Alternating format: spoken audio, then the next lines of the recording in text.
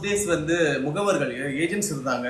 So அவங்கள்ட்ட வந்து ஒரு போட்டோவை கொடுத்துருவாங்க, வேர்ட் டு வேர்ட் ஓகே நீங்க தேடுங்க அப்படின்னு சொல்லிடுவாங்க. ஸோ இவங்க போய் போட்டோவை எல்லாருக்கும் சப்ளை பண்ணுவாங்க. ஸோ அப்படிதான் ஒரு ட்ரெடிஷனல் மெத்தட் இருந்துச்சு.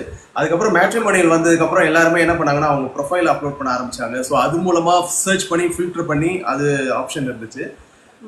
இப்போ வந்து இது வந்து யாருக்கு ரொம்ப ஹெல்ப்ஃபுல்லா இருக்கும் அப்படின்னா, நான் எப்படி பாக்குறேன்னா, இப்போ இந்த கோவிட் டைம்ல இதுலலாம் பாத்தீங்கன்னா யங் ஏஜ்ல நிறைய பேர் கணவனை இழந்தவங்க, மனைவி இழந்தவங்க எல்லாம் நிறைய பேர் இருக்காங்க.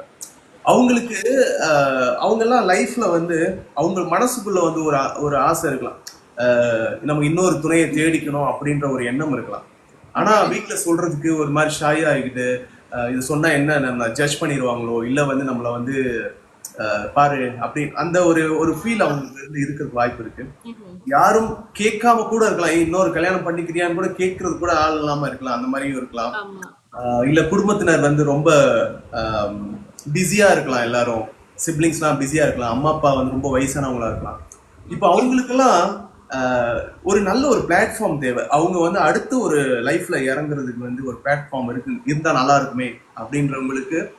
அதே மாதிரி எபோவ் 30 சில பேர் சோசியல் மீடியா ஃப்ரெண்ட்லியாவே இருக்க மாட்டாங்க. அவங்களுக்கு சோசியல் மீடியால அக்கௌண்ட் இருக்காது.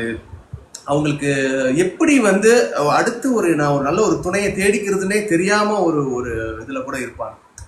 அவங்களுக்கெல்லாம் வந்து நிச்சயமா இந்த பிளாட்ஃபார்ம் ரொம்ப ஹெல்ப்ஃபுல்லா இருக்கும் அப்படிங்கிறது தான் என்னோட ஒரு பாயிண்ட் ஆஃப் வியூவா இருக்கு.